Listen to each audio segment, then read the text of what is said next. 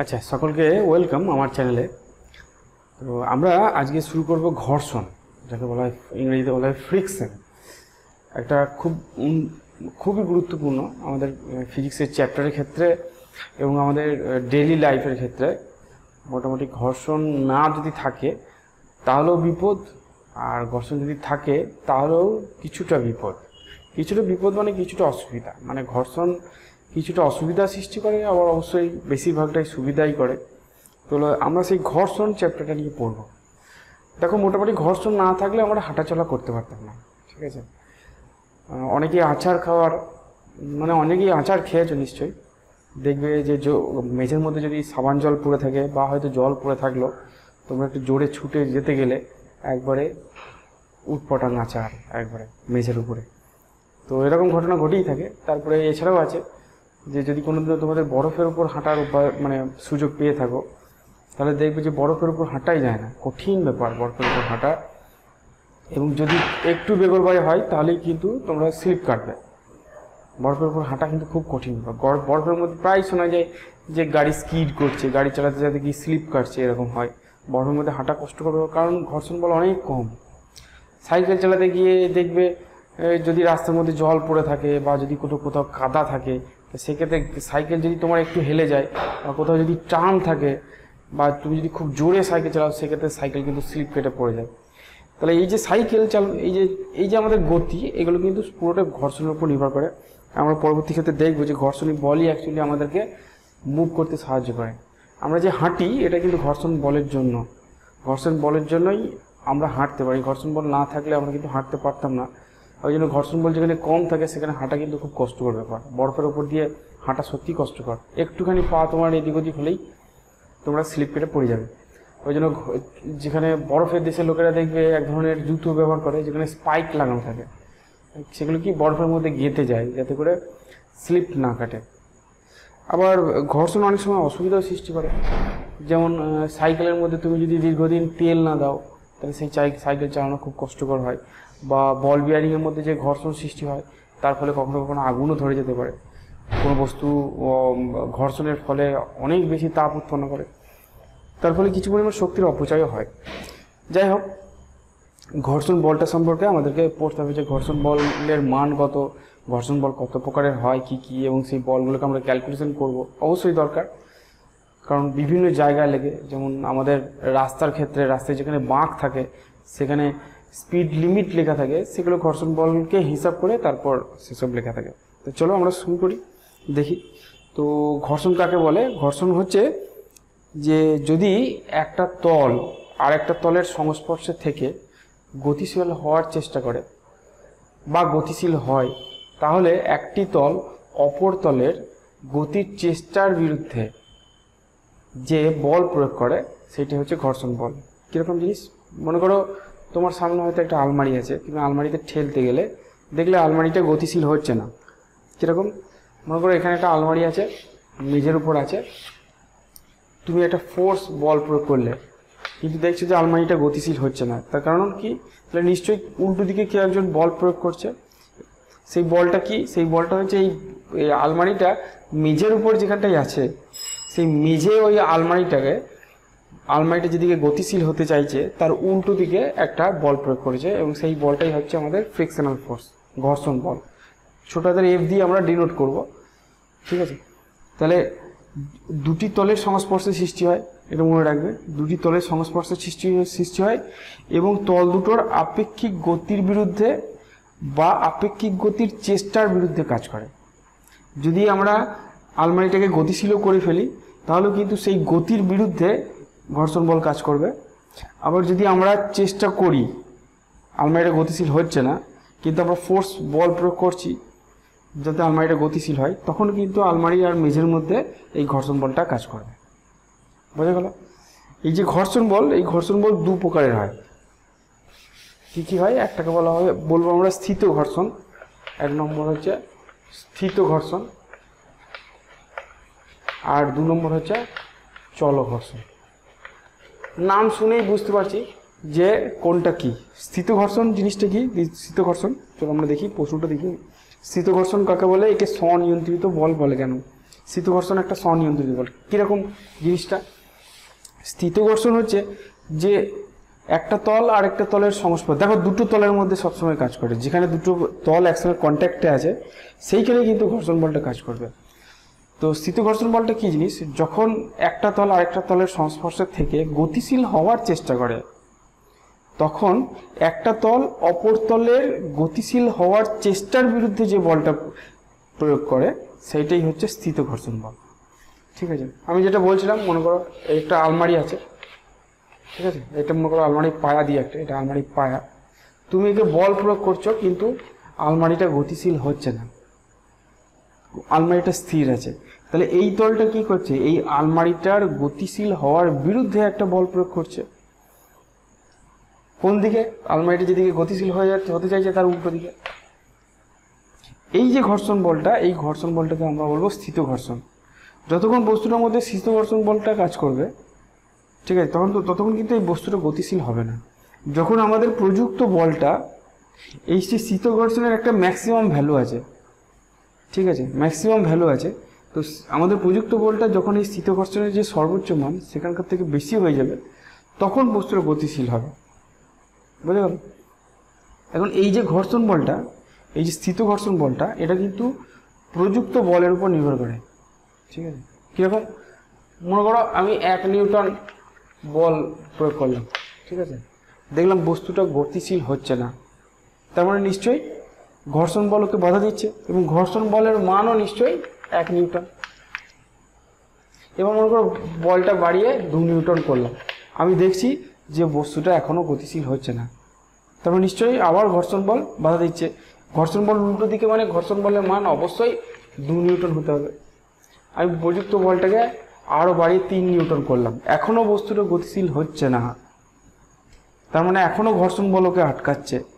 হ্যাঁ, তাহলে এখনও ঘর্ষণ বল আটকাচ্ছে মানে এখনও ঘর্ষণ বল 3 নিউটন হয়ে যাচ্ছে। দেখো তুমি ঘর্ষণ বলটাকে যদি লক্ষ্য করো, প্রযুক্ত বল যত বাড়ছে ঘর্ষণ বলটাও কিন্তু অটোমেটিক্যালি বাড়ছে, নিজে থেকে বাড়ছে। ঘর্ষণ বল কিন্তু বাইরে থেকে প্রযুক্ত বল নয়, তল দুটো নিজেদের মধ্যে প্রযুক্ত বল। তাহলে আমার দ্বারা প্রযুক্ত বলটা যখন আমি আস্তে আস্তে বাড়াচ্ছি, এই স্থিত ঘর্ষণ বলটা কিন্তু আস্তে আস্তে বাড়ছে।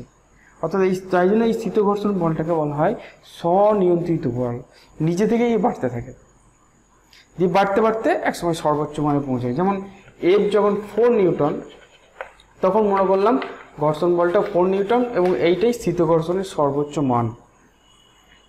তো এরপরেও আমি যদি বেশি বল প্রয়োগ করি, যদি 5 নিউটন বল প্রয়োগ করলাম, তখন বস্তুটা গতিশীল হয়ে যাবে, কিন্তু ঘর্ষণ বল কাজ করবে, কারণ ঘর্ষণ বল তার সর্বোচ্চ মান যদি 4 নিউটন হয়, তাহলে 4 নিউটনেই আটকে থাকবে, এবং যেটা এক্সট্রা বল থাকছে 1 নিউটন বল, সেই 1 নিউটন বলের প্রভাবে আলমারিটা তখন গতিশীল হবে। তাহলে যতক্ষণ পর্যন্ত স্থিত ঘর্ষণ কাজ করলো, ততক্ষণ পর্যন্ত স্থিত ঘর্ষণ বলটা প্রযুক্ত বলের সঙ্গে সমান হলো, অটোমেটিক্যালি বাড়তে লাগলো। তার মানে স্থিত ঘর্ষণের ক্ষেত্রে লিখতে পারি যে প্রযুক্ত বল এবং ঘর্ষণ বল সমান।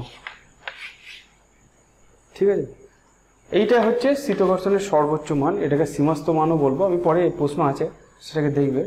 যখন প্রযুক্ত বলটা এই স্থিত ঘর্ষণের সর্বোচ্চ মানের থেকে বেশি হবে, তখন বস্তুটা গতিশীল হয়ে যাবে, অর্থাৎ তখন এই ঘর্ষণ বলটা এই 4 নিউটনে বা ম্যাক্সিমাম যে ভ্যালু হবে সেইখানে ফিক্সড হয়ে যাবে, তার থেকে আর বেশি হতে পারবে না। সাধারণত দেখা যায় যে বস্তু যখন গতিশীল হয় তখন ঘর্ষণ বলের মানটা কিছুটা কমে যায়, অর্থাৎ এটা তখন আর 4 নিউটন থাকে না, এটা হয়তো 3 নিউটনে নেমে আছে। এটা তখনই হবে যদি বস্তুটা গতিশীল হয়ে যায়। গতিশীল হওয়ার ঠিক আগের মুহূর্তে কিন্তু ঘর্ষণ বলটা ম্যাক্সিমাম 4 নিউটনে থাকে, কিন্তু যেই গতিশীল হয়ে যায় সঙ্গে সঙ্গে ঘর্ষণ বলটা কিছুটা কমে যায়, কারণ চল ঘর্ষণের মান গতীয় ঘর্ষণের থেকে কম হয়, গতি ঘর্ষণ স্থিত ঘর্ষণের থেকে কম হয়, স্থিত ঘর্ষণের সীমাস্ত মানের থেকে কম হয়, স্থিত ঘর্ষণের যে সর্বোচ্চ মান সেটা থেকে কম হয়। চল ঘর্ষণের মান সীমাস্ত যে ঘর্ষণের মান, স্থিত ঘর্ষণের যে সীমাস্ত মান ম্যাক্সিমাম যে ভ্যালু তার থেকে কিছুটা কম হয়, বোঝা গেল? ওই জন্য ঘর্ষণ বলকে বলা হয় স্বনিয়ন্ত্রিত বল, স্থিত ঘর্ষণকে বলা হয় স্বনিয়ন্ত্রিত। চল ঘর্ষণ কিন্তু নয়, চল ঘর্ষণ কিন্তু ফিক্সড মান, আমরা দেখব চল ঘর্ষণ হচ্ছে ফিক্সড মান। স্থিত ঘর্ষণ কিন্তু স্বনিয়ন্ত্রিত বল, এবং এর মান কিন্তু প্রযুক্ত বলের সঙ্গে সঙ্গে আস্তে আস্তে পাল্টাতে একটা সর্বোচ্চ মানে পৌঁছায়, এবং তারপরে প্রযুক্ত বলের মানটা সেই মানের থেকে যখনই বেশি হবে তখন আর বস্তুটা স্থির থাকবে না, বস্তুটা গতিশীল হবে, এবং তখন চল ঘর্ষণ কাজ করবে। চল ঘর্ষণের মান কিন্তু ফিক্সড। যদি চল ঘর্ষণের মান 3 নিউটন হয় এই কেসটার ক্ষেত্রে, প্রতিটা কেসে আলাদা হবে, তাহলে কিন্তু আমি যখন 6 নিউটন করব তখনও চল ঘর্ষণের মান সেই 3 নিউটনেই আটকে থাকবে। তাহলে চল ঘর্ষণের মান কিন্তু ফিক্সড, কিন্তু স্থিত ঘর্ষণের মানটা ফিক্সড নয়, প্রযুক্ত বলের সঙ্গে সঙ্গে সে আস্তে আস্তে পরিবর্তন হয়। সাধারণত স্থিত ঘর্ষণের মান প্রযুক্ত বলের সঙ্গে সমান হয়। বুঝা গেল? চলো নেক্সট দেখি, সীমাস্থ ঘর্ষণ কাকে বলে? আমি বলেই দিলাম যে চল ঘর্ষণের যে সর্বোচ্চ মান, হ্যাঁ স্থিত ঘর্ষণের যে সর্বোচ্চ মান, স্থিত ঘর্ষণের যে সর্বোচ্চ মান সেইটাকেই বলবো আমরা সীমাস্থ ঘর্ষণ। ঘর্ষণের মান এই সীমাস্থ ঘর্ষণে সর্বোচ্চ হয়। ঠিক আছে, এই এক্ষেত্রে আমরা বলেছি এইটা হচ্ছে আমাদের সীমাস্থ ঘর্ষণ। তাহলে স্থিত ঘর্ষণের যে সর্বোচ্চ মান সেটাকে আমরা সীমাস্থ ঘর্ষণ বলবো। চলো নেক্সট দেখি, চল ঘর্ষণ কাকে বলবো? যখন একটা তল আর একটা তলের সংস্পর্শে থেকে গতিশীল হয় তখন একটা আপেক্ষিক গতি সৃষ্টি হয় তল দুটোর মধ্যে। তখন একটা তল অপর তলের আপেক্ষিক গতির বিরুদ্ধে যে বল প্রয়োগ করে সেইটাই হচ্ছে চল ঘর্ষণ। এক্ষেত্রে বস্তুটা গতিশীল হবে এবং তল দুটোর মধ্যে একটা আপেক্ষিক গতি সৃষ্টি হবে এবং একটা তল অপর তলকে এই যে আপেক্ষিক গতি সৃষ্টি হচ্ছে সেই চেষ্টার বিরুদ্ধে বল প্রয়োগ করবে, সেইটা হচ্ছে তোমার চল ঘর্ষণ। তাহলে বস্তুটা কি এক্ষেত্রে কি হয়? গতিশীল হয় এবং এক্ষেত্রে বস্তুটা এবং বস্তুর যে মেঝের উপর আছে তার সংস্পর্শে বস্তু যেদিকে গতিশীল হচ্ছে তার বিরুদ্ধে একটা বল কাজ করে এবং সেইটাকে বলা হয় কাইনেটিক ফ্রিকশন বা গতীয় ঘর্ষণ। বুঝতে পারা গেল? এইটিকে বলা হয় চল ঘর্ষণ। চল ঘর্ষণের মান কিন্তু ফিক্সড। ঠিক আছে, তো আমাদের মনে এটা হতেই পারে যে চলো এই ঘর্ষণ বলটা তৈরি হয় কেন? ঘর্ষণ বলটা তৈরি হয় কেন? ঘর্ষণ বলটা তৈরি হয় তল দুটোর প্রকৃতির উপর, মেনলি প্রকৃতির উপর বলতে আর আমরা ডিটেলসে বলবো। যদি আমরা দুটো তলের সংস্পর্শ তলকে দেখি, মনে করো এরকম দুটো তল সংস্পর্শে আছে, আমরা যদি আমাদের নিজের চোখে মোটা চোখে দেখি তাহলে দেখবো যে তল দুটো এরকম প্লেন, কিন্তু এইটাকে যখন আমরা অনুবীক্ষণ যন্ত্রের তলায় দেখবো তখন দেখবো তল দুটো এরকম খাঁচকাটা এরকম খাঁচকাটা। ঠিক আছে, তাহলে খাঁচকাটা হওয়ার ফলে কি হয়? এই তলের যে অণুগুলো আছে সেই অণুগুলোর সঙ্গে এই তলের যে অণুগুলো আছে, নিচের তলের যে অণুগুলো আছে তাদের মধ্যে একটা আন্তরাণবিক বল কাজ করে, অ্যাডহেসিভ ফোর্স কাজ করে, আসঞ্জন বল কাজ করে। এই নিচের অণুগুলোর সঙ্গে উপর অণুগুলোর একটা আসঞ্জন বল, আকর্ষণ বল কাজ করে এবং যখন উপরকার তলটা নিচেরকার তলের সাপেক্ষে গতিশীল হওয়ার চেষ্টা করে তখন সেই আন্তরাণবিক বলটা বাধা সৃষ্টি করে এবং তার ফলেই ঘর্ষণ বলটা সৃষ্টি হয়। সাধারণত এখন তড়িৎচুম্বকীয় বল বলা হয় কারণ এখানে আন্তরাণবিক একটা আকর্ষণ বল সৃষ্টি হয়। তাহলে ঘর্ষণ বলের এখনকার যে ধারণা সেই অনুযায়ী যে অণুগুলোর মধ্যে আন্তরাণবিক আকর্ষণ বলের ফলেই ঘর্ষণ বলটা সৃষ্টি হয়, ইন্টারনাল ফোর্স, অণুগুলোর মধ্যে আকর্ষণ বল। বুঝা গেল? চলো নেক্সট দেখি, এবার একটা লেখচিত্র দেখি, যে লেখচিত্র থেকে বুঝতে পারবে যে ঘর্ষণ বলটা কি করে পাল্টায়। তো আমাকে কি বলেছে, এইদিকে মনে করো প্রযুক্ত বল, অ্যাপ্লাইড ফোর্স, আমি এদিকে বল প্রয়োগ করছি, ঠিক আছে, আর এইদিকে আমাদের ঘর্ষণ বলটাকে প্লট করব, ঘর্ষণ বলটা কিভাবে পাল্টায় আমরা দেখব। ঠিক আছে, তাহলে মনে করো অল্প পরিমাণ বল প্রয়োগ করেছি, অল্প প্রয়োগ করে মনে করো তোমার আলমারির কেসটাই ধরো, তা আলমারির ক্ষেত্রে আমি যখন অল্প বল প্রয়োগ করবো বস্তুটা আলমারিটা গতিশীল হবে না, অর্থাৎ সেক্ষেত্রে স্থিত ঘর্ষণ কাজ করছে এবং স্থিত ঘর্ষণের ক্ষেত্রে প্রযুক্ত বল আর ঘর্ষণ বল সমান হবে, অর্থাৎ যত প্রযুক্ত বল আস্তে আস্তে বাড়াবো ঘর্ষণ বলও একবার বাড়বে দিয়ে সর্বোচ্চ মানে গিয়ে পৌঁছাবে। এই অ্যাঙ্গেলটা আমাদের 45 ডিগ্রি হবে। ঠিক আছে, তার কারণ এই সরলরেখাটার নতি হচ্ছে 1, আমরা দেখতে পাচ্ছি এটা এটা এটা y = mx + c, y বরাবর ঘর্ষণ বল আছে, তাহলে F সমান m × F + c টা 0, এখানে 0 হয়ে আছে, তাহলে mf। তাহলে আমরা দেখছি এখানে Fটা বড় হাতের F আর ছোট হাতের F সমান, তাহলে mটা 1 বেরোচ্ছে, m1 মানে tan θ = 1, তাহলে θ = 45 ডিগ্রি। সিম্পল হিসাব, ঠিক আছে। তাহলে এই ক্ষেত্রে আমরা যে লেখচিত্রটা পাবো স্থিত ঘর্ষণের সীমাস্থ মান পর্যন্ত সেটা একটা সরলরেখা পাবো যেটা প্রযুক্ত বলের সঙ্গে বা ঘর্ষণ বলের সঙ্গে 45 ডিগ্রি কোণ করবে। তাহলে এক্ষেত্রে কি হচ্ছে, প্রযুক্ত বল যত বাড়াচ্ছে ঘর্ষণ বল আস্তে আস্তে বাড়ছে দিয়ে সর্বোচ্চ মানে পৌঁছাচ্ছে। তাহলে এইটা হচ্ছে আমাদের সীমাস্থ ঘর্ষণ। এটা আমাদের সীমাস্থ ঘর্ষণ, এটাকে এফ এস দিয়ে লিখি। এরপরে আমরা যখন বল প্রয়োগ করবো তখন বস্তুটা গতিশীল হবে, এবং বস্তুটা যে গতিশীল হবে তখন চলঘর্ষণ কাজ করবে, এবং আমরা জানি যে চলঘর্ষণের মান সীমাস্থ ঘর্ষণের থেকে সামান্য একটু কম। অর্থাৎ বস্তুটা যে গতিশীল হবে, এই যে সীমাস্থ ঘর্ষণের মান বা ঘর্ষণ বলের মান একটু কমে যাবে, দিয়ে চলঘর্ষণটার মান আমরা জানি কনস্ট্যান্ট, সেটা পাল্টায় না, সেটা এরকম সরল লেখা হয়। তাহলে এইটা হচ্ছে আমাদের এফ কে, কাইনেটিক ফ্রিকশন। তাহলে এই হচ্ছে আমাদের লিখচিত্র। যদি এই লিখচিত্রটা বুঝে থাকো তাহলে তোমরা ঘর্ষণ বলের সমস্ত কিছু বুঝে গেলে। ঠিক আছে, ঘর্ষণ বলের প্রাথমিক যে আইডিয়া, যে কীভাবে তৈরি হয়, কেমন জিনিসটা, সেটা তোমরা বুঝতে পারবে।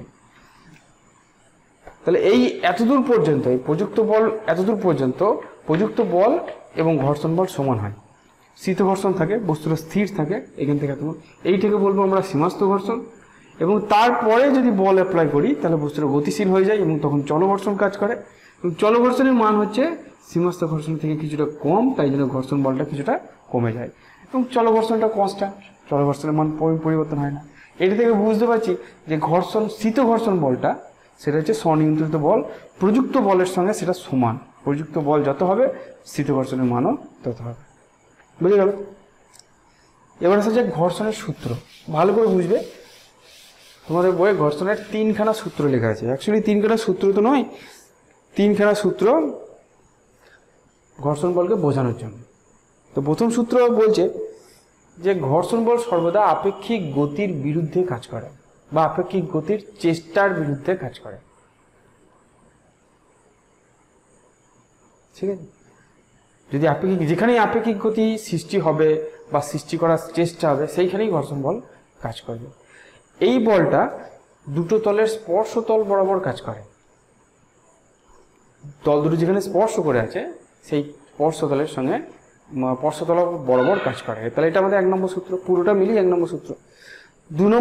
2 নম্বর সূত্র বলছে যে সীমাস্থ ঘর্ষণ বল, সীমাস্থ ঘর্ষণ মানে স্থিত ঘর্ষণের সর্বোচ্চ মান, যেটাকে আমরা এফএস বলছিলাম। এই সীমাস্থ ঘর্ষণ বা চলঘর্ষণ এই দুটোই লম্ব প্রতিক্রিয়ার সঙ্গে সমানুপাতিক। লম্ব প্রতিক্রিয়ার সঙ্গে সমানুপাতিক। তার মানে মনে করো এখানে একটা কোনো বস্তু আছে, এই বস্তুটা মেঝের উপর আছে, তো বস্তুর ওজন হচ্ছে mg, আর লম্ব প্রতিক্রিয়া হচ্ছে n, তাই তো? বলছি ঘর্ষণ বলটা mgর সঙ্গে সমান নয়, সমানুপাতিক নয়। ঘর্ষণ বলটা লম্ব প্রতিক্রিয়ার সঙ্গে সমানুপাতিক হবে। সেটা স্থিত ঘর্ষণই সীমাস্থ মানই হোক আর চলঘর্ষণ বলটাই হোক না কেন। সীমাস্থ মানটা কেন বলছি? কারণ এমনিতে স্থিত ঘর্ষণের মান পরিবর্তনশীল, ওই জন্য স্থিত ঘর্ষণের সর্বোচ্চ মানটাকে বলছি। স্থিত ঘর্ষণের সর্বোচ্চ মানটাই হচ্ছে সীমাস্থ ঘর্ষণ। তাহলে সীমাস্থ ঘর্ষণটা লম্ব প্রতিক্রিয়ার সঙ্গে সমানুপাতিক। লম্ব প্রতিক্রিয়া এক্ষেত্রে এমজির সঙ্গে সমান হয়, কিন্তু সব জায়গায় আমরা দেখবো যে এমজির সঙ্গে সমান হবে না, সেক্ষেত্রে ঘর্ষণ বলের মান আলাদা হবে। তাহলে এটা আমাদের গেল সেকেন্ড ল। থার্ড সূত্র হচ্ছে যে এই যে ঘর্ষণ বল, তো জাস্ট একটা প্রশ্ন জিজ্ঞেস করি, তারপরে আমরা এই সূত্রটা থার্ড যে লটা আছে সেটা বুঝবো। মনে করো মেঝের উপর একটা ইটকে রাখা আছে এইভাবে, ঠিক আছে? সেই ইটটাকেই আমরা শুয়ে রেখেছি, একবার দাঁড় করিয়ে রেখেছি, একবার শুয়ে রেখেছি।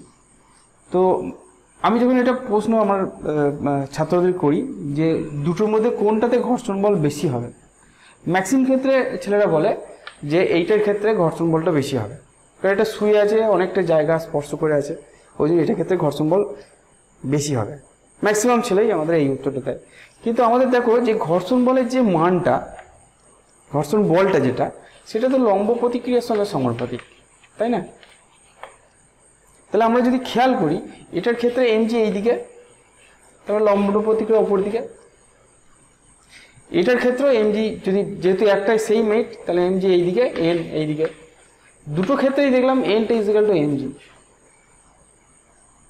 তাহলে দুটো ক্ষেত্রে যদি লম্ব প্রতিক্রিয়া সেম হয় তাহলে ঘর্ষণ বলও সেম হবে। তাহলে ঘর্ষণ বলটা সংস্পর্শতলের ক্ষেত্রফলের উপর নির্ভর করে না। এখানে সংস্পর্শতলের ক্ষেত্রফল অনেক কম, এখানে সংস্পর্শতলের ক্ষেত্রফল অনেক বেশি। তাহলে সংস্পর্শতলের ক্ষেত্রফলের উপর কিন্তু নির্ভর করে না। কার উপর করে? শুধুমাত্র লম্ব প্রতিক্রিয়ার উপর করে। যদি বলে যে এমজির উপর করে, হ্যাঁ এমজির উপর করে, কিন্তু কেমনভাবে করে সেটা বলতে পারবো না। ডাইরেক্ট এমজির সঙ্গে করে না এমজি কস থিটার সঙ্গে করে সেটা আমরা বলতে পারবো না। সেটা আমরা যখন অঙ্ক করব সেই অঙ্ক দিয়ে বুঝতে পারবো। ঠিক আছে, বুঝে গেল? আরেকটা বিষয়ের উপর নির্ভর করে না, সেটা হচ্ছে মনে করে এই ইটটা হঠাৎ করে 10 মিটার পার সেকেন্ড বেগে ছুটতে লাগলো। এই ইটটাও মনে করো 100 মিটার পার সেকেন্ড বেগে ছুটতে শুরু করলো এই মেঝের সাপেক্ষে। এবার যদি জিজ্ঞেস করে যে কোন ক্ষেত্রে ঘর্ষণ বল বেশি, তোমরা বলবে না দুটো ক্ষেত্রেই সমান হবে, কারণ এ কত বেগে ছুটছে তার উপর ঘর্ষণ বলটা নির্ভর করে না। অর্থাৎ তল দুটির মধ্যে আপেক্ষিক বেগ কত, এই তলটার সাপেক্ষে এই তলটা কত বেগ নিয়ে যাচ্ছে তার উপর ঘর্ষণ বলটা নির্ভর করে না, কেবলমাত্র লম্ব প্রতিক্রিয়ার উপর নির্ভর করে। দেখা যায় এই লম্ব প্রতিক্রিয়াটা এই সংস্পর্শ তলের প্রকৃতির উপর নির্ভর করে। যেমন তুমি খুব সহজেই রাস্তার মধ্যে হাঁটতে পারো, কিন্তু সেই রাস্তায় যদি একটু জল পড়ে থাকে তাহলে তোমাদের কষ্ট হয় বা স্লিপ কাটার টেন্ডেন্সি হয়ে যায়, ঘর্ষণ বল কমে যায়। তার মানে প্রকৃতির উপর নির্ভর করে যে তল দুটোর প্রকৃতি কীরকম। ঠিক আছে, তো চলো আমরা স্থিত ঘর্ষণ বল কাকে বলে, স্থিত ঘর্ষণ গুণাঙ্ক কাকে বলে দেখি।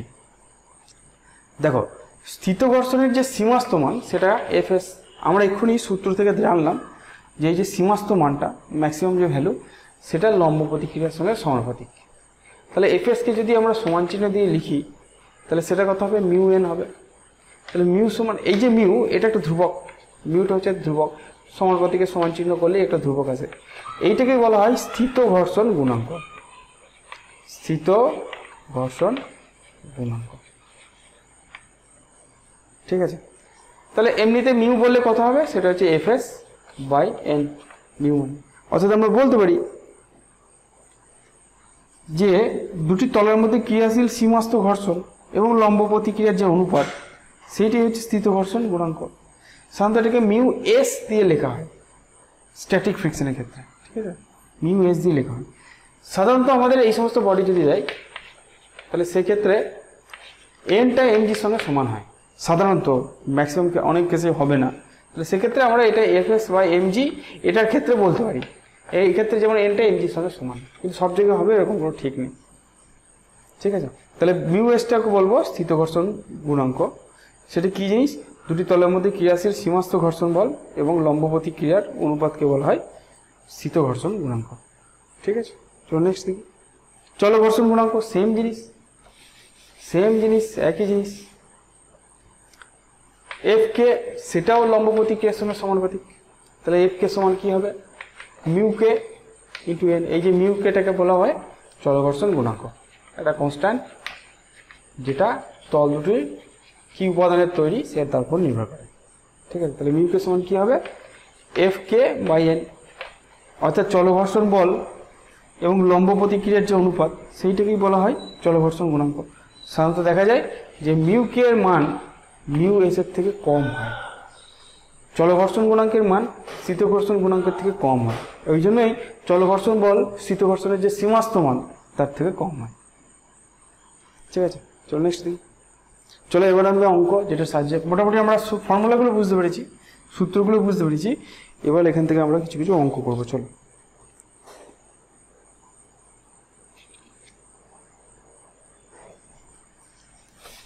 দেখো অঙ্ক দেখো কি বলেছে। ফার্স্ট অঙ্ক বলছে 2 কেজি ভরের একটি বস্তু মেঝের উপর দাঁড়িয়ে আছে, মেঝে ও বস্তুর মধ্যে স্থিত ঘর্ষণ গুণাঙ্ক 0.3 এবং চলঘর্ষণ গুণাঙ্ক 0.2। এটা 0.2, ঠিক আছে, পয়েন্ট ওঠে নাই।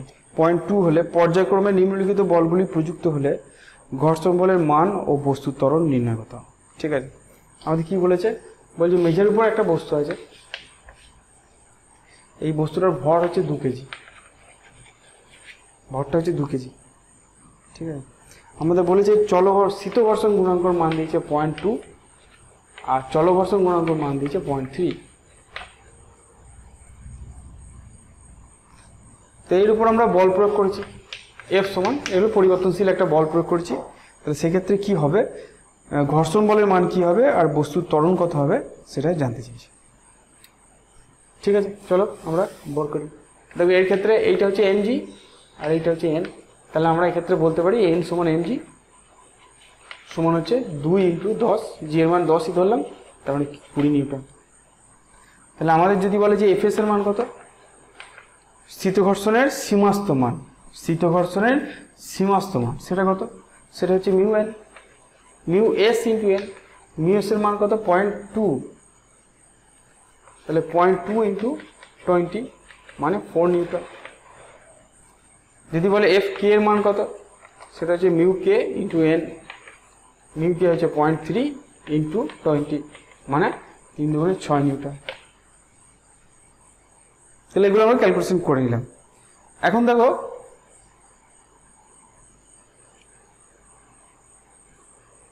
আচ্ছা এটা কি ভুল লিখলাম, আচ্ছা সেটা ভুল লিখেছি, মিউ এসটা 3 হবে আর মিউ কেটা 2 হবে। আচ্ছা আচ্ছা চলো এটা ঠিক করে দিই, কারেকশন, এটা 3 হবে এটা 2 হবে, তার মানে এটা হবে 6 নিউটন আর এটা হচ্ছে আমাদের 4 নিউটন। ওকে, স্থিত ঘর্ষণ গুণাঙ্ক 0.3, চলো ঘর্ষণ গুণাঙ্ক হচ্ছে 0.2, মিউ এসটা 0.3, মিউ কেটে যায় 0.2। ঠিক আছে, এবার চলো একে বার করি। দেখো বলেছে প্রযুক্ত বলটা 4 নিউটন, তাহলে ঘর্ষণ বলটা কত হবে? 4 নিউটন থেকে আস্তে আস্তে বাড়াচ্ছে, এইটা তুমি ধরো প্রথমে 4 নিউটন, তারপর বাড়াচ্ছে 5 নিউটন, তারপর 6 নিউটন, তারপর 7 নিউটন। প্রথমত 4 নিউটন যখন প্রয়োগ করব, আমি দেখতে পাচ্ছি যে স্থিত ঘর্ষণ গুণাঙ্কের ম্যাক্সিমাম মান হচ্ছে 6 নিউটন। ঠিক আছে, তাহলে বস্তুটা নিশ্চয়ই গতিশীল হবে না, অর্থাৎ ঘর্ষণ বলকে আটকিয়ে রেখে দেবে। তাহলে সেক্ষেত্রে ঘর্ষণ বল কত হবে? আমরা জানি যে স্থিত ঘর্ষণ হচ্ছে স্বনিয়ন্ত্রিত বল, এবং বস্তু যদি গতিশীল না হয় তাহলে এই স্থিত ঘর্ষণের মান প্রযুক্ত বলের সঙ্গে সমান হয়। তাহলে এক্ষেত্রে ঘর্ষণ বল অবশ্যই 4 নিউটন এবং বস্তুটার ত্বরণ শূন্য হবে। এইখানটাতে ছেলেরা গণ্ডগোল করে ফেলে, প্রযুক্ত বল 4 নিউটন দিয়ে ঘর্ষণ বল করে দেয় 6 নিউটন, কিন্তু না 6 নিউটন নয়, 6 নিউটনটা হচ্ছে স্থিত ঘর্ষণের সর্বোচ্চ মান। স্থিত ঘর্ষণ এমনিতে স্বনিয়ন্ত্রিত বল, সে প্রযুক্ত বলের সঙ্গে সঙ্গে চেঞ্জ করে। তাহলে যেহেতু প্রযুক্ত বল 4 নিউটন, তাহলে অবশ্যই স্থিত ঘর্ষণ বলটাও 4 নিউটন হবে এবং সেটা বস্তুকে আটকাবে যাতে গতিশীল না হয়। আচ্ছা, পরবর্তী ক্ষেত্রে বলে যে এফটা সমান 5 নিউটন। এবার নিশ্চয়ই বুঝতে পারছো যে ঘর্ষণ বলটা 5 নিউটনই হবে। 5 নিউটন হয়ে আছে, কিন্তু স্থিত ঘর্ষণের সর্বোচ্চ মান হচ্ছে 6 নিউটন, বস্তু গতিশীল হবেই না, ত্বরণ 0 হবে, ঘর্ষণ বলকে গতিশীল করবে না। এবার হচ্ছে এফ হচ্ছে 6 নিউটন, কত দিয়েছে 4.67 হচ্ছে 6 নিউটন, ঘর্ষণ বল 6 নিউটনই হবে এবং সর্বোচ্চ মানে পৌঁছাবে, বস্তুর ত্বরণ শূন্য হবে। বুঝা হবে? আচ্ছা নেক্সট দেখি, এফ ইজিক্যাল টু 7 নিউটন। যেই আমরা 7 নিউটন বল প্রয়োগ করবো, এরপর বাড়াচ্ছি কিন্তু একে, তখন কিন্তু স্থিত ঘর্ষণ বল আর বস্তুটাকে আটকে রাখতে পারবে না, বস্তুটা এখন গতিশীল হয়ে যাবে। আর যেই গতিশীল হয়ে যাবে সঙ্গে সঙ্গে চল ঘর্ষণ কাজ করবে। তাহলে চল ঘর্ষণের মান কত? এফ কে কাজ করবে, সেটা তো কনস্ট্যান্ট 4 নিউটন। তাহলে এক্ষেত্রে একটা ত্বরণ সৃষ্টি হবে, সেটা কত? সেটা হচ্ছে লব্ধি বল কাজ করছে 7 - 4। দেখো এই ক্ষেত্রে ঘর্ষণ বলটা এইদিকে কাজ করছে, যখনই আমরা ঘর্ষণ বল এগুলো লিখছি, যেদিকে বল প্রয়োগ করছি ঘর্ষণ বল তার উল্টো দিকে কাজ করছে। তাহলে এর উপর লব্ধি বল কত? 7 - 4, তাহলে 7 - 4 বাই ওর ভর 2, তাহলে 3/2 মানে 1.5 মিটার পার সেকেন্ড স্কোয়ার ত্বরণ সৃষ্টি হবে। বুঝে গেল? পরেরটাও সেম, প্রযুক্ত বল বলেছে 8 নিউটন, বস্তুটা গতিশীল হয়ে আছে, তাহলে এফ কে 4 নিউটন হবে আর ত্বরণ কত হবে? 8 - 4/2, তাহলে 4/2 মানে 2 মিটার পার সেকেন্ড স্কোয়ার। ঠিক আছে, আশা করি এই জিনিসটা তোমরা খুব ভালো করে বুঝতে পেরেছো। এইখানটা খেয়াল করবে যে প্রযুক্ত বল আর ঘর্ষণ বল যেন, স্থিত ঘর্ষণ বল যেন সমান হয় যদি বস্তুটা স্থির থাকে।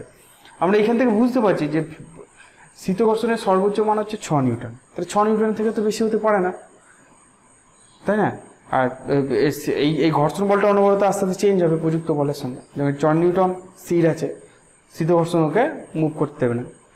এইবার মজার কোশ্চেন হচ্ছে পরেরটা, যদি আমি দেখো ভালো করে পড়ো, ওই অঙ্কটাই দিয়েছি কিন্তু বিপরীত ক্রমে বলগুলো প্রয়োগ করা হয়েছে, অর্থাৎ প্রথমে 8 নিউটন, তারপরে 7 নিউটন, তারপরে 6 নিউটন, তারপরে 5 নিউটন, তারপরে 4 নিউটন প্রয়োগ করা হয়েছে। তাহলে সেক্ষেত্রে কী হবে একটু ভালো করে ভেবে দেখো। দেখো মনে করো প্রথমে 8 নিউটন প্রয়োগ করেছি, তাহলে তো চলঘর্ষণ কাজ করবে, বস্তুটা স্থির থাকবে না, এবং সেক্ষেত্রে ত্বরণটা 2 মিটার পার সেকেন্ড স্কোয়ার হবে। এরপরে 7 নিউটন বল প্রয়োগ করেছি, বস্তুটা অবশ্যই গতিশীল হবে, এই পর্যন্ত কোনো অসুবিধা নেই। ঠিক আছে, দেখো বস্তুটা গতিশীল হয়ে আছে, এই অবস্থায় আমি 6 নিউটন প্রয়োগ করলাম। এবার প্রশ্ন হচ্ছে বস্তুটা স্থির হয়ে যাবে না গতিশীল থাকবে। যখনই আমি বিপরীত ক্রমে প্রয়োগ করব, বস্তুটা তো গতিশীল অবস্থাতেই আছে, তার উপর প্রযুক্ত বলটা আমি কমাচ্ছি আস্তে আস্তে, তাহলে ঘর্ষণ বলটা কিন্তু চলঘর্ষণটাই কাজ করবে, কারণ বস্তুটা স্থির হয়ে নাই তো। যদি স্থির হয়ে থাকতো তারপরে গতিশীল হওয়ার চেষ্টা করতাম, তাহলে স্থিত ঘর্ষণ কাজ করতো। কিন্তু এক্ষেত্রে কি হচ্ছে, গতিশীল হয়ে আছে, সেই অবস্থাতে বল কমাচ্ছি, বস্তুটা গতিশীলই থাকবে, এবং এই সময় এই ঘর্ষণ বলটা তখন কাইনেটিক ফ্রিকশনই কাজ করবে, 4 নিউটনই কাজ করবে। এবং সেক্ষেত্রে ত্বরণটা কত হবে, 6 - 4 মানে 2, 2/2 মানে তখন এটা হবে 1 মিটার পার সেকেন্ড স্কোয়ার। দেখছো উল্টো রকম কেস হচ্ছে। যখন 5 নিউটন প্রয়োগ করব, গতিশীল হয়ে আছে, কারণ চলঘর্ষণ বল বস্তুটাকে থামাতে পারছে না, চলঘর্ষণ বলের মান 4 নিউটন, তাহলে অবশ্যই এখনো 4 নিউটন হয়ে থাকবে, বস্তুটা থামে নাই তো, তাহলে কি করে স্থিত ঘর্ষণ হবে। ঠিক আছে, তাহলে এক্ষেত্রে ত্বরণটা 0 হবে না, এক্ষেত্রে ত্বরণটা 1/2 মিটার পার সেকেন্ড স্কোয়ার হতো, কারণ লব্ধি বল হচ্ছে 1 নিউটন, 1/ভর হচ্ছে 2, 1/2 মিটার পার সেকেন্ড স্কোয়ার।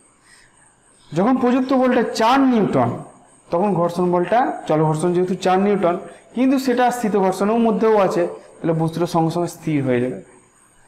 এই ক্ষেত্রে আবার তখন স্থিত ঘর্ষণ, এটা কিন্তু চলঘর্ষণ নয়, এটা কিন্তু স্থিত ঘর্ষণের 4 নিউটন কাজ করে। তাহলে যদি আস্তে আস্তে বলটাকে বাড়াই, তখন বস্তুর যা কন্ডিশন হবে, যদি বলটাকে আস্তে আস্তে কমাই, তাহলে কিন্তু অন্যরকম কন্ডিশন সৃষ্টি হবে। বুঝতে পেরেছো?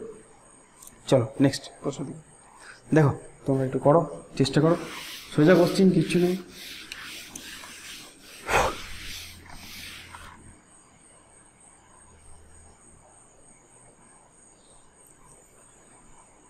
চলো দেখি কি বলেছে।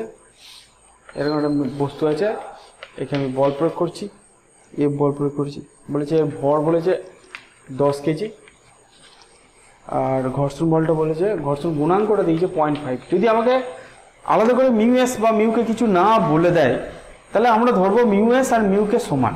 ঠিক আছে, স্থিত ঘর্ষণ গুণাঙ্ক আর চল ঘর্ষণ গুণাঙ্ক সমান। তো আমাকে এখানে যেতে বলেছে যে ন্যূনতম কত বল প্রয়োগ করলে বস্তুটা গতিশীল হবে, বা বস্তুটাকে গতিশীল করতে গেলে ন্যূনতম কত বল প্রয়োগ করতে হবে। তো চলো আমরা বার করি। এর উপর কি কি বল কাজ করছে, একটা হচ্ছে mg, একটা হচ্ছে তোমার n। আর ঠিক যদি গতিশীল হওয়ার উপক্রম করে, ভালো করে শুনবে, ঠিক যদি গতিশীল হওয়ার উপক্রম করে, তাহলে নিশ্চয়ই সীমাস্থ ঘর্ষণ বল কাজ করবে, Fs কাজ করবে। প্রযুক্ত বলটা Fs এর থেকে সামান্য একটু বেশি হলেই বস্তুটা গতিশীল হয়ে যাবে। তাহলে উপক্রম করবে কখন, যখন প্রযুক্ত বলটা সীমাস্থ ঘর্ষণের সঙ্গে সমান হবে। সীমাস্থ ঘর্ষণ কোন দিকে কাজ করবে, এই দিকে। যেহেতু প্রযুক্ত বল এই দিকে, বস্তু এই দিকে গতিশীল হতে চাইছে, সীমাস্থ ঘর্ষণ বল সবসময় বস্তু যেদিকে গতিশীল হতে চায় তার উল্টো দিকে কাজ করে। পরের দিন আমরা পড়বো যে দুটো তলের ক্ষেত্রে ঘর্ষণ বল দুদিকে হয়। যাই হোক, Fs এর মান কথা হবে, সেটা হচ্ছে মিউ এন। আর ছবি থেকেই বুঝতে পারছি এনটা এমজির সঙ্গে সমান, তাহলে মিউ এমজির সঙ্গে সমান। তাহলে সেক্ষেত্রে Fs সমান কত হবে, মিউটা হয়েছে 0.5 দিয়েছে, এমটা বলছে 10, জি এর মান 10, তার মানে 50 হয়ে গেল, 50 নিউটন। তাহলে এক্ষেত্রে অবশ্যই প্রযুক্ত বল মান যদি উপক্রম জাস্ট উপক্রম করে, তাহলে 50 নিউটন বল প্রয়োগ করলেই এবার সে চলার গতিশীল হওয়ার চেষ্টা করবে, তাই না? অ্যাকচুয়ালি 50 থেকে সামান্য একটুখানি বেশি হতে হবে, তারপরে সে গতিশীল হওয়ার চেষ্টা করবে। চলো নেক্সট দেখি। মজার জিনিস দেখো, কোশ্চিনটা আমার একই আছে, কিন্তু বলের ডিরেকশনটা আমি পাল্টে দিয়েছি। এখন আমার প্রযুক্ত বলের ডিরেকশন হচ্ছে এই দিক বরাবর, এইটা অ্যাঙ্গেলটা দিয়েছে 30 ডিগ্রি, এই দিক হচ্ছে আমাদের প্রযুক্ত বল। এখন বলছে প্রযুক্ত বল কত হলে আমরা বস্তুটিকে গতিশীল করতে পারবো। ঠিক আছে, বাদ বাকি ফোর্সগুলো যেমনকার তেমনি আছে। বস্তুটা গতিশীল হওয়ার উপক্রম করছে, মানে এখানে সীমাস্থ ঘর্ষণ কাজ করছে, কিন্তু এক্ষেত্রে সীমাস্থ ঘর্ষণের মান এন এর সঙ্গে সমান হবে না, মানে এমজির সঙ্গে সমান হবে না, অবশ্যই এন এর সঙ্গে সমানুপাতিক তো হবেই। এনের সঙ্গে সমানুপাতিক হবে, কিন্তু সেই এনটা এমজির সঙ্গে সমান হবে না। কারণ দেখাচ্ছি আমরা, দেখো ভালো করে বুঝবে। এই এফটাকে দুটো কম্পোনেন্টে ভাঙি। এই দিক বরাবর কম্পোনেন্ট হবে এফ কস 30, এটা আমরা শিখেছি। যেদিকে কোণ দেয় সেই দিক বরাবর কম্পোনেন্ট কস 30, আর তার সঙ্গে পারপেন্ডিকুলার কম্পোনেন্ট হচ্ছে এফ সাইন 30। ঠিক আছে, এটা এন আছে, বুঝতে পেরেছ? প্রথমে আমরা এনটা বার করি। বস্তুটার ওপর নিচ বরাবর কোনো বেগ নেই, তাহলে ওপর দিক বরাবর দুটো বল হচ্ছে এন প্লাস এফ সাইন 30। এইটা নিশ্চয়ই এমজির সঙ্গে সমান হবে, তাই না? ওপর দিকে দুটো বল আর নিচে এমজি, তাহলে এই দুটো বল নিশ্চয়ই এমজিকে ব্যালেন্স করবে। তাহলে সেক্ষেত্রে এন সমান কত হবে? MG minus F sine 30। তাহলে দেখতে পাচ্ছ যে এন এর মান এমজির থেকে কম হয়ে যাবে। যেই এন এর মান এমজির থেকে কম হবে, সঙ্গে সঙ্গে ঘর্ষণ বলটা কমে যাবে, আগে যেটা ছিল তার থেকে কমে যাবে। এফএস এর মান কত হবে এক্ষেত্রে? Mu N, mu into MG minus F sine 30, sine 30 degree. তাহলে ঘর্ষণ বলটা আগে যেটা মিউ এমজি ছিল, এখন কিন্তু mu MG minus F sine 30, অর্থাৎ আগের থেকে কিছুটা কমে গেল। ঠিক আছে, এখন দেখো এফ কস 30 বলের জন্য বস্তুটা গতিশীল হবে। তাহলে বস্তু গতিশীল হওয়ার উপক্রম করবে কখন? যখন এফ কস 30 ডিগ্রিটা এফএস এর সঙ্গে সমান হবে। এটা হচ্ছে ক্রিটিক্যাল কেস। এফ কস 30 মান কিন্তু এফএস এর থেকে একটু বেশি হতে হবে। এফএস সমান আমরা পেয়েছি এইটা কত? Mu MG minus mu F sine 30। আমরা এটাকে ওদিকে নিয়ে যাই, দিয়ে এফটা কমন নিই, তাহলে এক্ষেত্রে পড়ে থাকবে cos 30, আর এদিকে এটাকে যদি ওদিকে নিয়ে যাই তাহলে প্লাস হয়ে যাবে। এফটা আমি আগেই কমন নিয়ে নিয়েছি, তাহলে মিউ সাইন 30 পড়ে থাকবে। এইটা সমান কত থাকবে? Mu MG. তাহলে এফ সমান কত হবে? এখান থেকে যদি এফটা বার করি তাহলে এফ সমান হবে mu MG minus by cos 30 plus mu sine 30। বুঝে গেল? কিছুই না, এখান থেকে মানগুলো বসিয়ে দাও। এবার আমাকে যা দিয়েছে সেই মানগুলো আমরা একে একে বসাই, তাহলে বুঝতে পারবো। তো এফ সমান কত পেলাম? মিউ এর মান হচ্ছে 0.5, এমটা হচ্ছে 10 ইন্টু 10, cos 30 মানে হচ্ছে √3/2 প্লাস মিউটা হচ্ছে 0.5 ইন্টু cos 30 হচ্ছে হাফ।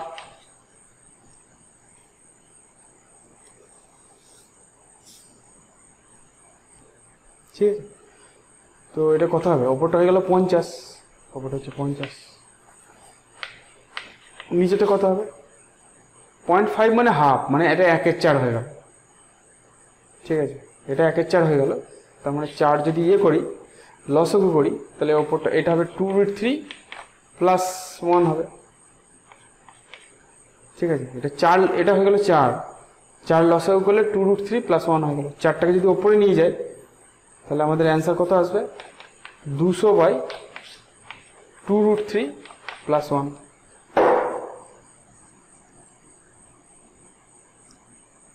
ঠিক আছে,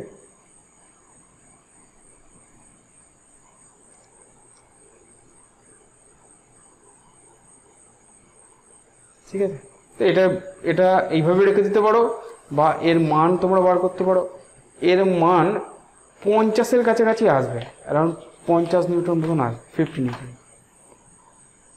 ঠিক আছে, চলো নেক্সট দেখি। এবার দেখো বলটা ডিরেকশন পাল্টিয়েছি। নেক্সট প্রশ্নতে আমরা বলটার ডিরেকশন পাল্টিয়েছি,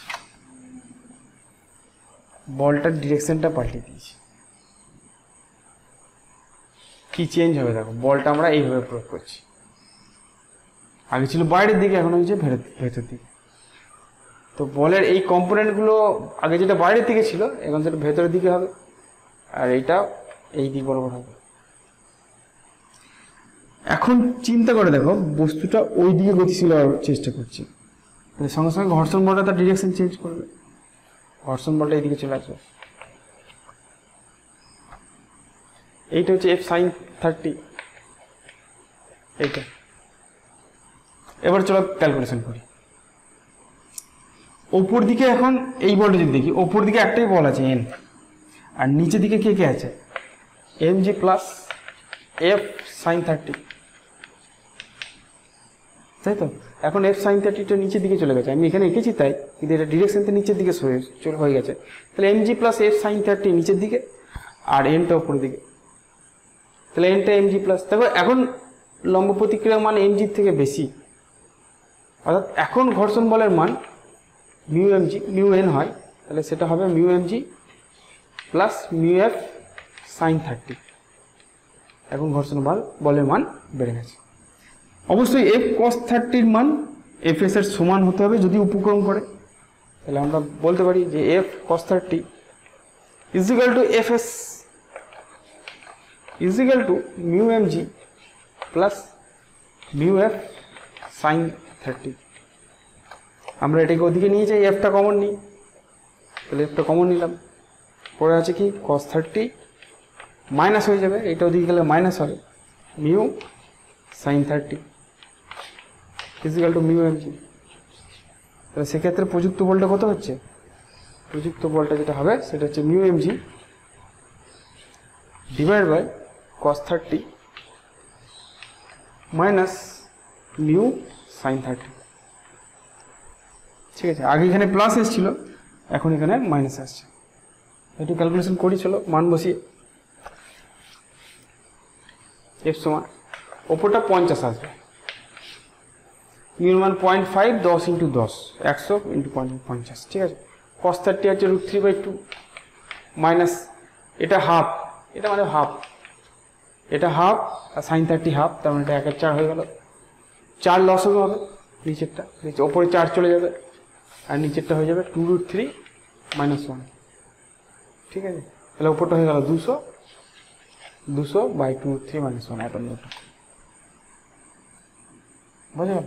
এটা প্রায় তোমার 100 নিউটনের উপর হয়ে যাবে ক্যালকুলেশন করলে, আগের থেকে অনেক বেড়ে যাচ্ছে।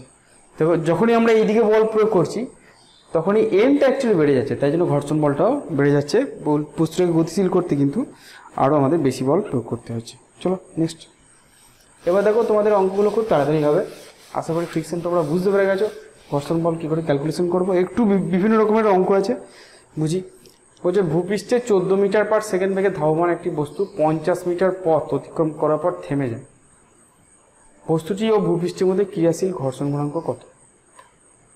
ঠিক আছে, 14 মিটার পার সেকেন্ড বেগে যাচ্ছে, তুমি লক্ষ্যই করে থাকবে সাইকেলে প্যাডেল করতে করতে হঠাৎ প্যাডেল বন্ধ করে দাও, সাইকেলটা অটোমেটিক পর কিছুক্ষণ পর দাঁড়িয়ে যাবে। এই যে দাঁড়িয়ে যাচ্ছে এটা কেন? ঘর্ষণ বলের জন্য। ঠিক আছে, পাখার সুইচ বন্ধ করে দাও, পাখাটা কিছুক্ষণ পর দাঁড়িয়ে পড়বে, এটা বাতাসের সঙ্গে ফ্রিকশন হয়। ঠিক আছে, ভিসকোসিটি সান্দ্রতা বলে, যাই হোক সেটা একই ব্যাপার। তো একটা বস্তু 14 মিটার পর, তাহলে ঘর্ষণ বল অ্যাকচুয়ালি কী করে? ঘর্ষণ বল অ্যাকচুয়ালি বস্তুর মধ্যে মন্দন সৃষ্টি করে, এখানেও তাই করেছে।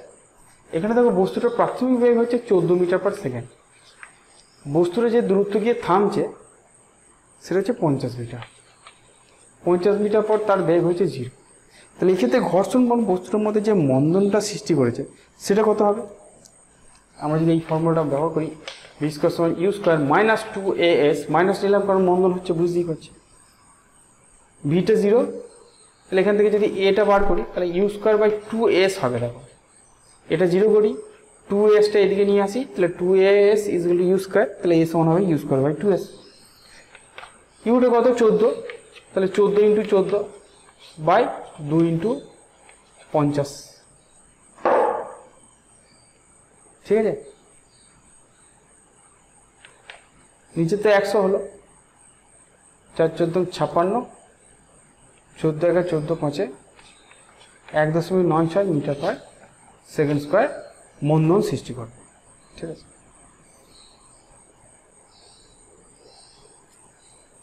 এবার ঘর্ষণ বলের মান এখানে আমাদের চলঘর্ষণই হবে। চলঘর্ষণের মান আমি এফ দিয়ে লিখছি ইন জেনারেল, সাধারণত আমাদের আলাদা করে কিছু বলে না। তো চলঘর্ষণের মান কত হয় সেটা হচ্ছে mu into M G, mu into N. ঠিক আছে, তো কোনো বস্তু যখন এইদিকে মুভ করে, সরলরেখা যদি মুভ করে, যদি বল, তখন বল অ্যাকচুয়ালি প্রযুক্ত হয়নি আমাকে বলেছে, তখন এইদিকে হচ্ছে mg আর এইদিকে হচ্ছে n।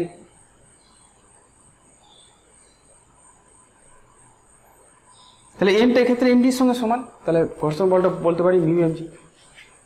তাহলে ঘর্ষণ বলের জন্য যে মন্দনটা সৃষ্টি হচ্ছে, সেই মন্দনটা কত? সেটা হচ্ছে বল, ঘর্ষণ বল বাই ভর, তার মানে হচ্ছে মিউ জি। তাহলে মিউটা কত হবে? a বাই জি। ঠিক আছে, এফ এর মান তো মিউ এমজি, তাহলে মিউ এমজিটা বসিয়ে দিলেই এমটা কেটে দেবে, মিউ জি হয়ে গেল। তাহলে মিউ সমান কত হলো? a বাই জি। এটা কত পেলাম? 1.96। জি এর মান আমরা 9.8 নিলাম।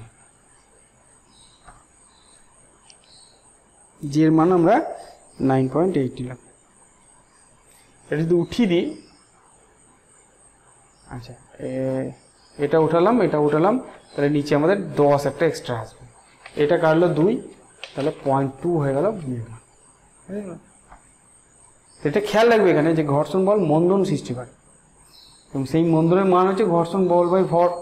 ঘর্ষণ বল এক্ষেত্রে মিউ এমজি, এমটা কেটে গেল মিউ জি, তাহলে মিউ জি পরিমাণ মন্দন সৃষ্টি হয়। চলো নেক্সট দেখি। দেখো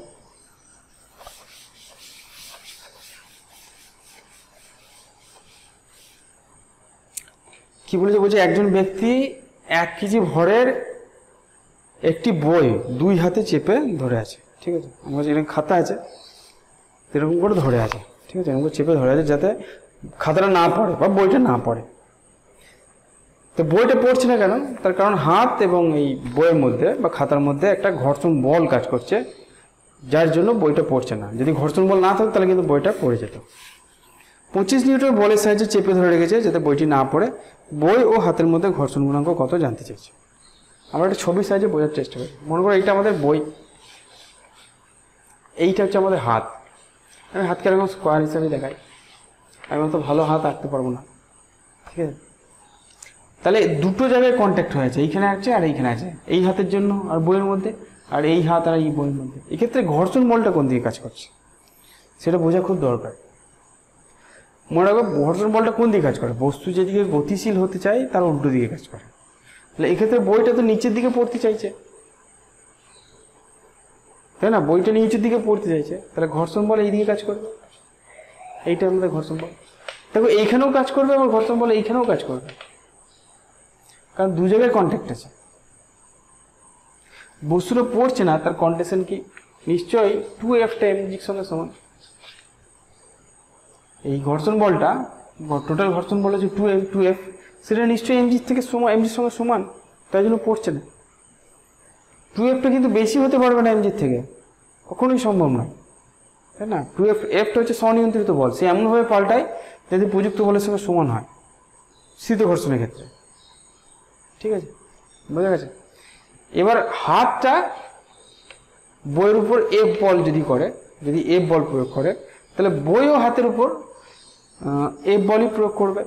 তাহলে এইখানে যেটা লম্ব প্রতিক্রিয়া সৃষ্টি হচ্ছে সেটা হচ্ছে আমার দ্বারা প্রযুক্ত বল, অর্থাৎ এফটা।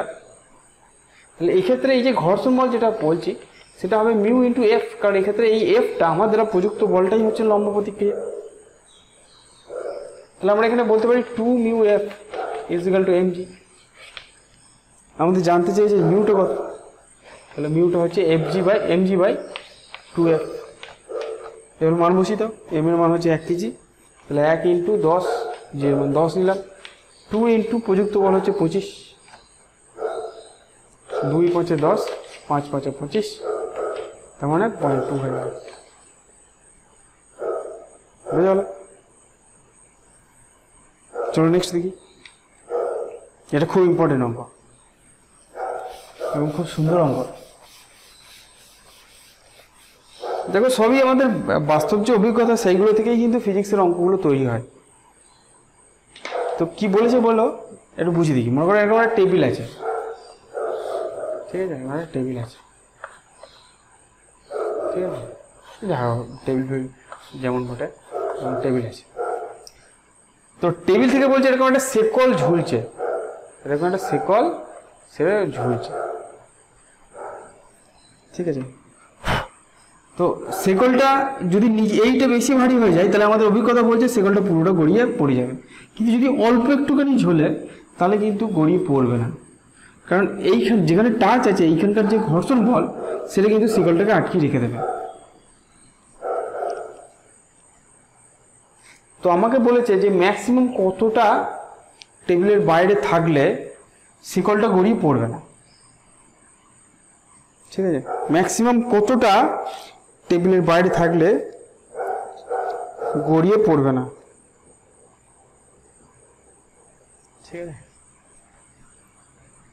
কোটা শিকলটার দৈর্ঘ্য বলেছে, শিকলের দৈর্ঘ্য বলেছে বড় হাতের এল, শিকলের দৈর্ঘ্য বলেছে বড় হাতের এল। আমি ধরলাম যে ছোট হাতের এল দৈর্ঘ্য পরিমাণ যদি ঝোলে তাহলে এটা গড়িয়ে পড়বে না, ঠিক আছে? তো আমি ধরলাম যে শিকলের ভর হচ্ছে এম, এটা ধরি শিকলের ভরটা হচ্ছে এম। তাহলে যে অংশটা ভেতরে আছে এইখানটা ভর কত? সবচেয়ে আরো ভালো একক দৈর্ঘ্যে ভর ধরি শিকলের একক দৈর্ঘ্যে ভর হচ্ছে ছোট হাতের এম। তাহলে যে অংশটা টেবিলের উপরে আছে তার ভর কত? টেবিলের উপরের অংশের ভর, টেবিলের উপরের অংশের ভর ভালো করে চিন্তা করো কতটা? এল মাইনাস এল ইন্টু এম। এখানকার দৈর্ঘ্য হচ্ছে এল মাইনাস এল আর একক দৈর্ঘ্য ভর বলেছে এম, তাহলে এইখানকার ভর হবে এল মাইনাস এল ইন্টু এম। এবার এইখানে ঘর্ষণ বলটা নিশ্চয়ই এইদিকে কাজ করছে, যেটার ম্যাক্সিমাম ভ্যালু হচ্ছে এফএস। এফএসটার কত মান হবে? সেটার মান হচ্ছে মিউ এন সমান হচ্ছে মিউ ইন্টু এমজি। এমজি এখানকার এমটা কত? এল minus L into M into জি। অর্থাৎ যে ঘর্ষণ বলটা কাজ করছে তার মান হচ্ছে এইটা। আমাকে ছোট হাতের এলটা বার করতে দিয়েছে কিন্তু মনে রাখবে, বুঝে গেল? তাহলে এখানে যে ঘর্ষণ বলটা কাজ করছে সেটা হচ্ছে mu into L minus L into MG, কারণ এতটা ভর টেবিলের উপরে আছে এবং তার জন্য ঘর্ষণ বল কাজ করছে। এই অংশটা কি চাইতে? নিচে পড়ছে, তাহলে টেবিল থেকে ঝুলছে,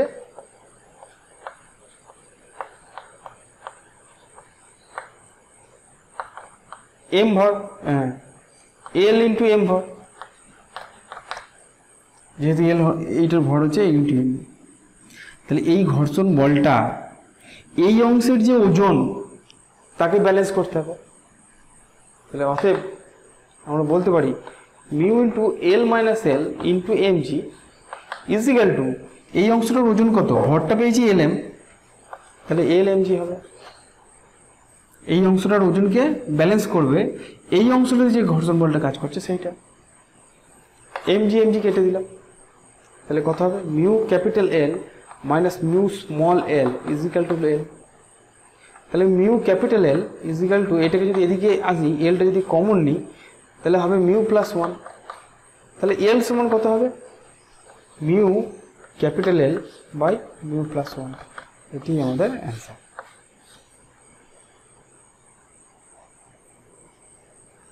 বুঝে গেছে? বুঝে শুনে করবে, তেমন কোনো ব্যাপার নেই। নেক্সট চলো দেখি, দেখো অঙ্কটা।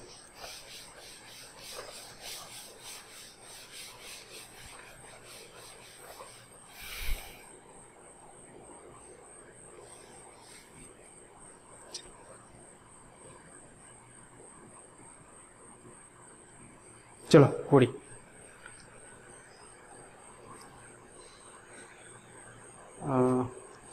বি ব্লকটি নেমে আসবে, ডিএসসি মধ্যে ঘর্ষণ মনে করো। বেশ চলো ছবিটা দেখে, আচ্ছা একটু এইদিকে। এখানে একটা ব্লক আছে, এখানে একটা ব্লক আছে, এখানে একটা ব্লক আছে, তিনটে ব্লক আছে। কি কি? A B C, A B R C. এইখানে ঘর্ষণ গুণাঙ্ক আছে, এইখানে ঘর্ষণ আছে, এখানে ঘর্ষণ নেই। আমি বল প্রয়োগ করছি এইদিকে। বলছে সর্বনিম্ন কত বল প্রয়োগ করলে এই বি বস্তুটা নিচে পড়বে না, এই জানতে চাইছি।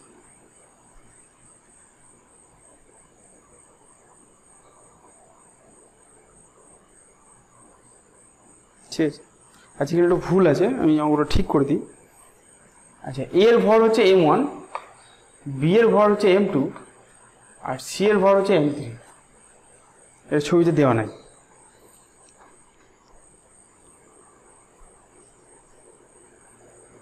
ঠিক আছে। আর এইখানে যে ঘর্ষণ, শুধুমাত্র এইখানেই ঘর্ষণ বল কাজ করছে এবং এইখানে ঘর্ষণ গুণাঙ্কটা হচ্ছে মিউ।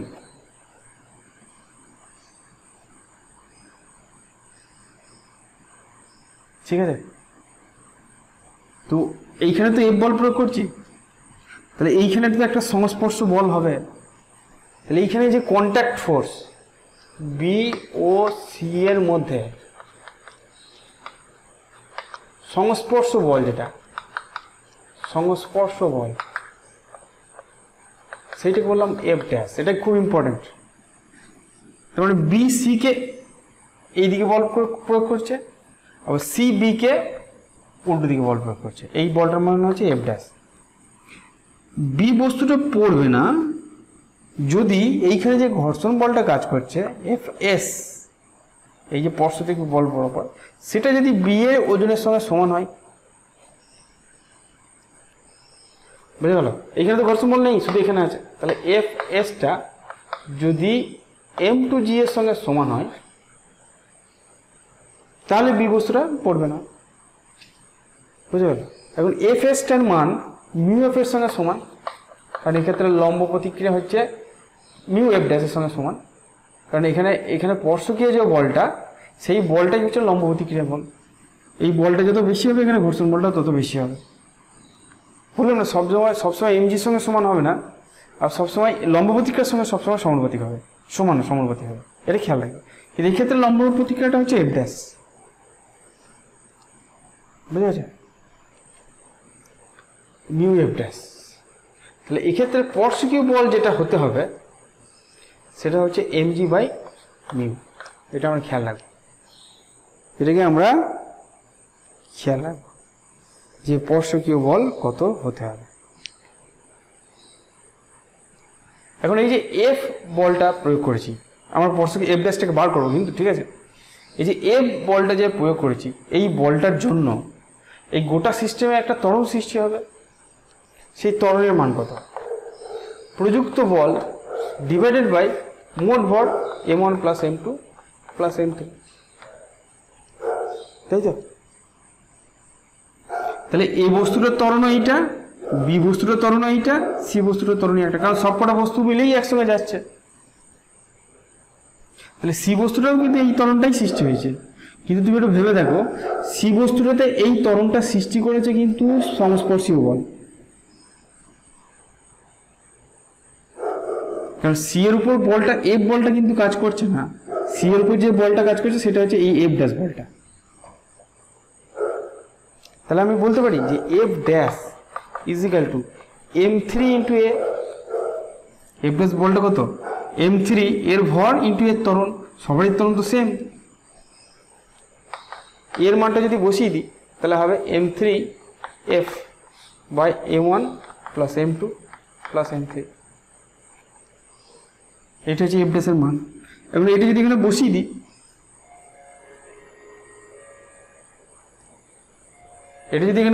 তাহলে নিশ্চয়ই মিউর মানটা পেয়ে যাবো। এখানে এটা m2 হবে না, এখানে m2, আচ্ছা এটা m2g হবে। তাহলে যদি এফ ড্যাশের জায়গায় আমরা এই মানটা বসিয়ে দিই তাহলে আমরা মিউর মান পেয়ে যাব। তাহলে আমরা কি লিখতে পারি? অতএব m3g by m1 plus m2 plus m3 is equal to f dash মানে এটা m2g by mu, m2g by mu। আবার ভুল করছি, এটা g না, এটা f। কোন হয়ে গেলে ভুল বেশি হয়। ঠিক আছে, m3f by m1 plus m2 plus m3 is equal to m2g। আচ্ছা তাহলে আমরা দেখব, আমাদেরকে যেটা জিজ্ঞাসা করেছে সেটা হচ্ছে প্রযুক্ত বলের মানটা কত হতে হবে যাতে করে সব বস্তু কটা মিনিমাম মান কত হতে হবে যাতে করে সমগ্র সিস্টেমটা একসঙ্গে যায়। তাহলে আমরা এখান থেকে এফটা বার করতে বলেছি, আমাকে মিউটা বার করতে বলে না, আমাকে বার করতে বলেছে এফটা।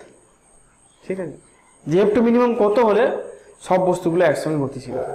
তো চলো এখান থেকে এফটা বার করি। এফ সমান কত হবে? এফ সমান হবে mu m2 m1 plus m2 plus m3 into G divided by mu m3। বুঝতে পারলে? তাহলে এই পরিমাণ বল আমি যদি বস্তুটার উপর প্রয়োগ করি তাহলে বি বস্তুটা নিচে পড়বে না। কেন? তার কারণ বি আর সি এর মধ্যে যে সংস্পর্শ বলটা তৈরি হবে তার জন্য যে ঘর্ষণ বলটা তৈরি হবে সেই ঘর্ষণ বলটা এই m2 বস্তুর ওজনটাকে ব্যালেন্স করবে।